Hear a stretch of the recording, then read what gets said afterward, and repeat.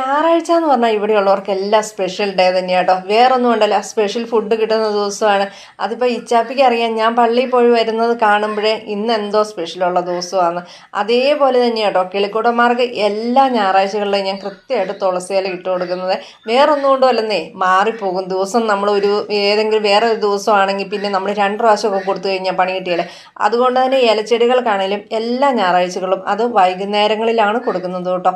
രാവിലെ നേരങ്ങളിലൊന്നും ഒരിക്കലും കൊടുക്കാറില്ല. അത് മഴയാണേലും വെയിലാണേലും എന്നും വൈകുന്നേരങ്ങളിൽ മാത്രമേ ചെയ്ത് കൊടുക്കാവുള്ളൂ. കാരണം സൂര്യപ്രകാശത്തിന് കുറച്ചെങ്കിലും കിട്ടിക്കഴിഞ്ഞാൽ ഇല കരിഞ്ഞു പോകും. അങ്ങനത്തെ ഒരു പ്രശ്നമുണ്ട് കേട്ടോ. അതുകൊണ്ടാണ് സൂര്യൻ അസ്തമിച്ച് കഴിയുമ്പോൾ നമ്മൾ ഈ ഫെർട്ടിലൈസർ ഇതുപോലെ ചെയ്തു കൊടുക്കുന്നത്. അതുകൊണ്ട് തന്നെ എല്ലാ ആഴ്ചകളിലും കൊടുക്കുന്നതുകൊണ്ട് നമ്മുടെ ഇലച്ചെടികൾ കാണുമ്പോൾ തന്നെ അറിയാം, അത്യാവശ്യം നല്ല കട്ടിയും ഉണ്ടാവും. അതുമാത്രമല്ല നല്ല തിളക്കവും ഉണ്ടാവും കേട്ടോ.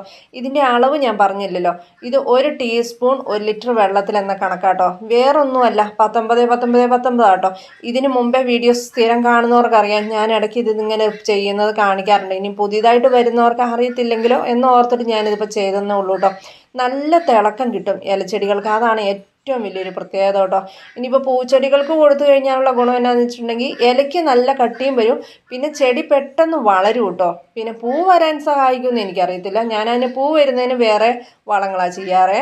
ഇത്ര പെട്ടെന്ന് എൻ്റെ ഇലച്ചെടിയൊക്കെ ഇതുപോലെ വളർന്നതിൻ്റെ പിന്നിലെ കാരണവും ഇതൊക്കെ തന്നെയാണ് കേട്ടോ. പിന്നെ ഞാൻ ജൈവവളം ചേർക്കാറ് ഇല്ലെന്നല്ല, ഞാൻ ചാണകപ്പൊടി അത്യാവശ്യം നല്ലപോലെ ഇട്ടതിന് ശേഷം കേട്ടോ ഇതും കൂടി ചെയ്ത് കൊടുക്കുന്നത്. അതുകൊണ്ട് തന്നെയുണ്ടല്ലോ ഒരു 3 ഇരട്ടി വേഗത്തിൽ ഇലച്ചെടി പെട്ടെന്ന് വളർന്നു വരുന്നുണ്ടെന്നതിന് ഒരു സംശയം വേണ്ടേ. പഞ്ചസാരത്തരിയേക്കാളും ചെറിയ തരി ആയതുകൊണ്ട് പെട്ടെന്ന് വെള്ളത്തിൽ അലിഞ്ഞു ചേർന്നോളും. പിന്നെ നല്ല പോലെ കവർ കെട്ടി വെച്ചില്ലെങ്കിൽ അലിഞ്ഞു പോകും കേട്ടോ.